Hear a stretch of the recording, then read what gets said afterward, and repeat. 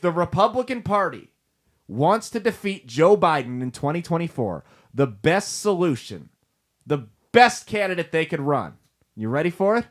This is a guy who's well-spoken. This is a guy who's polished. He looks and talks like a politician, but not too much. He's not quite Mitt Romney, because when you see him talk and you listen to him, you still feel like you could sit down and have a beer with him and talk about football, right? This is a guy who's somewhat young by politician standards. He's a good-looking guy, and I'm no homo. He's a good-looking guy. He crushed the woke agenda the same way Ron DeSantis did in his state, but was just a lot quieter about it, even though he was working against much bigger odds, much worse odds, right? Minus the bravado, minus the angry press conferences. He did almost exactly what Ron DeSantis did, and he did it in a blue state, as a Republican elected in a blue state, and still holds an approval rating in that blue state close to 60%. Who am I talking about? I'm talking about Virginia Governor Glenn Youngkin. That's who I think the Republicans should nominate for president. What's that laugh for? What are you laughing at? Why were you laughing at me? No, I was laughing at myself because when you were saying that, I glanced at the Hitler thing, and I thought you were going to say Hitler. I should have. I was getting ready to press the Hitler thing, but I should have. Oh, man, I should have done that. Well, Hitler was elected in a blue state. He was a socialist, so.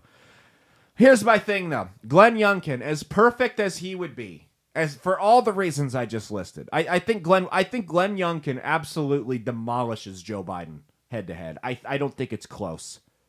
I think people can look at him, and like I say all the time on this show, it's not about what you're saying, it's about how you relay the message. How do you get your point across to your audience in an effective manner, right?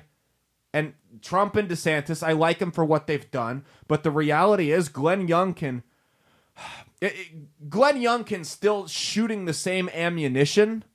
It's just cushioned, or he's got a silencer on it, so it's not as loud when he shoots it off in the house, right? Everyone's shooting 9mm. You know, Trump has somehow found a way to make it louder. Ron DeSantis is just loud as hell in the house, obviously. But Glenn Youngkin's got a suppressor on it.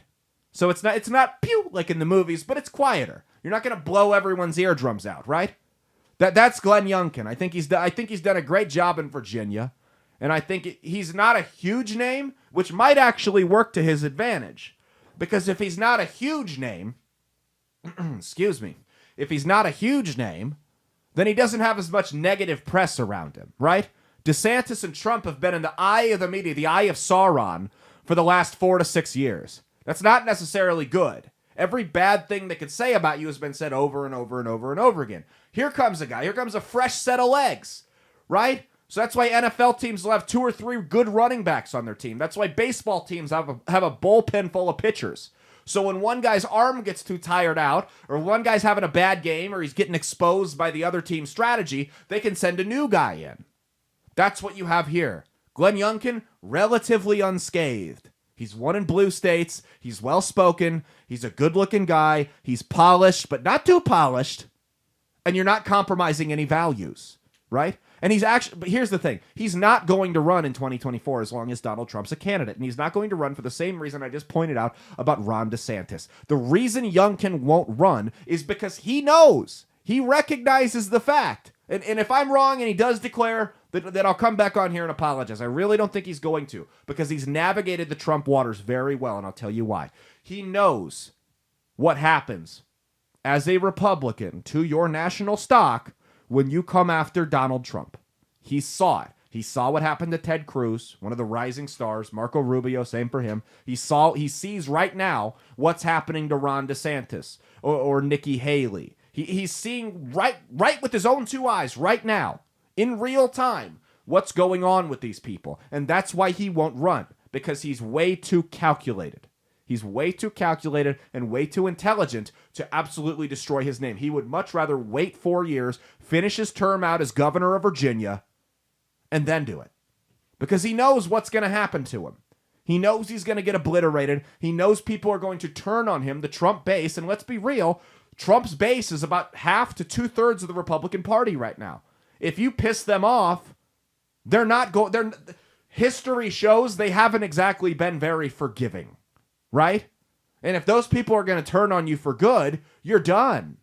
Even if you somehow win the primary, you can't pull it out in the general because they're not going to come out and vote for you.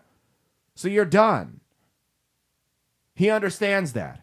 He understands that he can't cross the man. And he may like it, he may not, but he understands the game right now. He's playing by the rules of the game. You can't refuse to play by the rules of the game and then get mad when you lose. That's what's happening with Ron DeSantis. He understands how to play. And that's why he's not going to run, even though I wish he would. But I understand why he's not going to run. He's navigated the Trump waters as good as anybody. As good as anybody.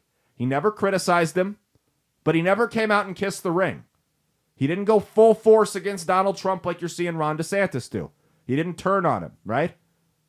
But at the same time, when he campaigned for governor of Virginia, he didn't even let Trump on the trail with him. He didn't say no, but they never reached out to him and asked. And they won. Now, Trump did show up and campaign for him, but they never asked for it. So you do legitimately have people who are exhausted. They have Trump fatigue, right? You have people, Republicans, independents, Democrats alike. A lot of people have Trump fatigue. So Youngkin's just said, hey, I'm not going to tie my name to that wagon. I'm not going to tie my horse to that wagon. But at the same time, I'm also not going to come out against him. So he gets the best of both worlds. He's never outright made his opinion on Trump 100% known, and that's the way to do it. So that's what I think. I think if the Republicans want to do this the right way, Glenn Youngkin's your guy. But I totally understand why he probably doesn't want to run. And I don't have any insider information other than the nightly phone calls him and I have. He may be gay, side note. Positive or negative, I don't know. We talk nightly. That's who you run off to? That is who I run off to, is Glenn Youngkin. Yeah. And talk to? To FaceTime. Yep. Okay. Yep. That's why I always come back sweaty and out of breath. Yeah. So that's what I think the move is. Now, come 2028, when Glenn Youngkin doesn't get the nomination, right? When Glenn Youngkin doesn't get the nomination and the Republican Party nominates, I don't know, Eddie Murphy because they liked how he played Donkey in Shrek, I'll come out here and eat my words. Because why would they? Why would the Republican Party? That's what they need. Any celebrity that wants to increase their national brand, just go run for office as a Republican. It doesn't matter what you believe about anything. It doesn't matter if you can even string a coherent sentence together. None of it matters. Run as a Republican if you have any celebrity status. And I mean any celebrity status. You could be A-list, right? Like, you could be, like I said, Eddie Murphy, you could be Dwayne Johnson, or you could be Andy fucking Dick. They will nominate you because people know your name. That's the current state. Anyway, rant over. Glenn Youngkin, that's my guy, 2028. But I know it won't happen, because why on earth would the Republican Party nominate a guy who's, electable, well-spoken, has won in a blue state and doesn't compromise on his core values? What do you think they're trying to do here? Win an election? Hey, thanks for watching. If you liked what you saw, be sure to click the link in the description to get the full episode on Rumble. If you prefer to listen along, you could actually get us on Spotify, Spreaker, and iHeartRadio. You can also go to www.outlawstreamers.com to learn more about not just my show, but tons of other great shows and all the exciting projects they have coming up. Follow my socials at Caleb Isn't Funny on Twitter and Instagram, at Caleb Salvatore Comedy on the Chinese Spy app that is TikTok, and be sure to like and subscribe to this YouTube channel. Thanks, and we'll see you every Saturday for brand new episodes of That's Based. Peace.